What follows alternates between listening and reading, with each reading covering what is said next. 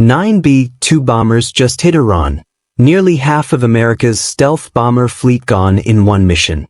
China is building bombers faster than us. Russia is watching. And right now, U.S. air superiority hangs by a thread. The F-47 fighter doesn't exist yet. The B-21 Raider is barely in production. By 2030, America could lose the skies. Operation Midnight Hammer revealed the danger.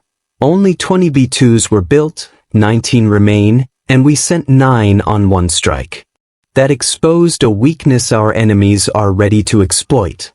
Our bomber fleet is ancient. The average U.S. bomber is over 40 years old, older than your grandfather's Camaro. By 2030, we'll have just 172 left, mostly B-52s and B-1s, sitting ducks against modern air defenses. Meanwhile, China is rolling out H-6N bombers that can hit Guam with cruise missiles. While we're flying relics, they're building the future. The B-2 Spirit was supposed to be that future. We planned 132, built 21, lost 2. Now we're down to 19 bombers, each costing $2.1 billion. The answer isn't a few new planes. It's building the numbers we actually need. The F-47 and B-21 aren't just aircraft. They're the difference between U.S. dominance and defeat.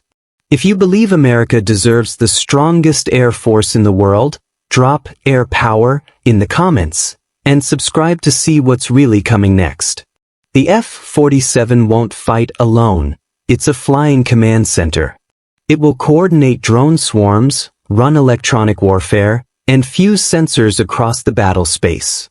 Think quarterback, not lone gunfighter. The big question, how many do we need?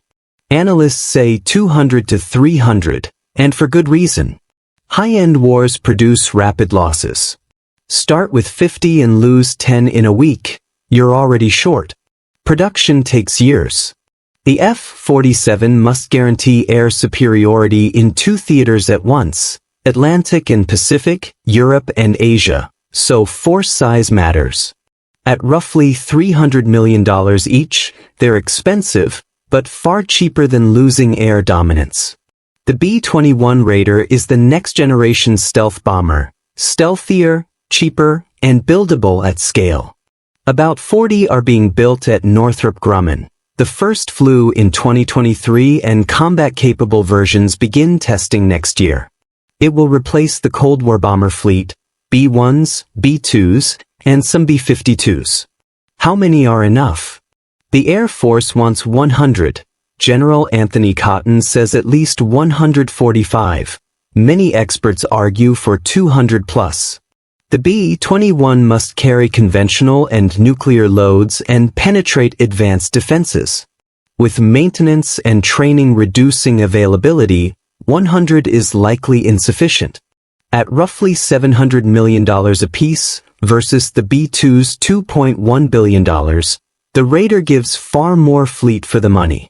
Deterrence depends on numbers. A larger fleet discourages aggression. Bottom line, modern threats aren't defensive, they require scale. If we want credible deterrence and the ability to fight in multiple theaters, we need more aircraft, not fewer. Chinese H-20 stealth bombers are in development. Production timing is classified, but analysts estimate they could be operational within 5 years. Shanghai isn't planning just a few, they intend to field hundreds. By contrast, the U.S. has 76 B-52s, 45 B-1s and 19 B-2s, about 140 strategic bombers total, while China already fields over 200 H-6 variants. Geography matters. Chinese bombers operate from nearby bases and don't need transoceanic refueling. U.S. bombers must fly long distances or rely on forward bases and tankers. That's why numbers for platforms like the F-47 and B-21 aren't negotiable. We're not preparing for the last war. Chinese doctrine stresses overwhelming initial strikes aimed at U.S. bases in Japan, Guam, and Australia. If those bases are degraded, remaining bombers could be neutralized. Dispersing 145 B-21 raiders across multiple bases makes them hard to destroy all at once. Some will survive and retaliate. That's credible deterrence. Russia follows a different logic. Its bomber force focuses on nuclear delivery. Modernized legacy types can carry long-range cruise missiles. Newer supersonic strategic bombers are also in production. Facing two peer competitors with nuclear-capable bombers means the U.S. needs a resilient, dual-capable fleet. The B-21's conventional and nuclear roles provide that flexibility. In nuclear strategy, the goal is assured destruction. That's why military experts push for strategic restraint, not smaller forces but smarter ones. Strategic restraint means focusing on core U.S. interests, defending the homeland, protecting key allies, and maintaining balance in critical regions. It doesn't mean policing the world but ensuring enough power to deter great wars in the Atlantic and Pacific. For the F-47, that means 200 to 300 aircraft. Enough for air superiority in two theaters, to absorb combat losses and reassure allies. For the B-21, at least 145 bombers. Enough to replace the aging fleet, deter nuclear threats, and strike across multiple regions. These numbers come from real war scenarios, not guesswork. Critics say it's too costly, but the price of weakness is far higher. Production challenges are the real issue. Building 300 F-47s and 145 B-21s requires more than funding. It demands industrial capacity. Current production runs at peacetime speed. The F-35 program shows both progress and limits. 110 jets in 2024, a target of 170 to 190 in 2025 after decades of buildup.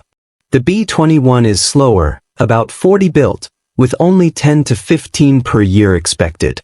At that rate, it takes 15 years to field 145 bombers. Too long with China rapidly expanding. That's why experts want a second B-21 production line, doubling output and having the timeline. The F-47 is even tougher. It's not yet in production, with its first flight still years away. Planners need it by 2030, leaving little time for design, testing, and mass production. During World War II, U.S. factories built thousands of planes quickly. We can do it again, but only if we act now. America's allies are watching closely. Our choices shape not just U.S. defense, but alliance credibility worldwide. Allies rely on American air power for survival. NATO faces Russian bomber threats daily. Tu-95 Bears test British and Norwegian defenses, while Tu-160 Blackjacks rehearse strikes on Europe. European fighters like the Typhoon and Rafale are advanced, but not built to counter Russian or Chinese stealth jets. For that, they need U.S. 5th and 6th generation aircraft. Pacific allies face even greater risks. Japan fields F-35s but lacks long-range bombers. South Korea has modern fighters but no deep strike capability. Australia is buying B-21s, but they won't be exported. When allies see 200 to 300 F-47s and 145 B-21 bombers in U.S. service, they see commitment and deterrence. Small numbers signal weakness, pushing them to hedge with China or Russia. Alliance credibility rests on American strength, not dominance, but reassurance. Strong allies make America stronger.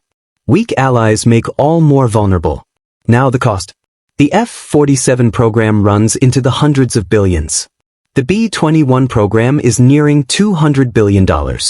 These figures worry taxpayers, but consider the alternative, losing air superiority. History shows what that means. France in 1940 had one of the largest air forces, but poor training and outdated tactics led to defeat in 6 weeks. In 1967, Israel faced overwhelming odds yet struck first, gained air superiority in hours, and won in 6 days. Today, stealth, precision weapons, and sensors mean control of the skies could be decided in days. If America enters war with too few aircraft, it may never recover. Modern jets take years to build, while wars can be lost in weeks. The cost of 300 F-47s and 145 B-21s, around $400 billion over 15 years, is less than half of 1 year's defense budget spread across more than a decade.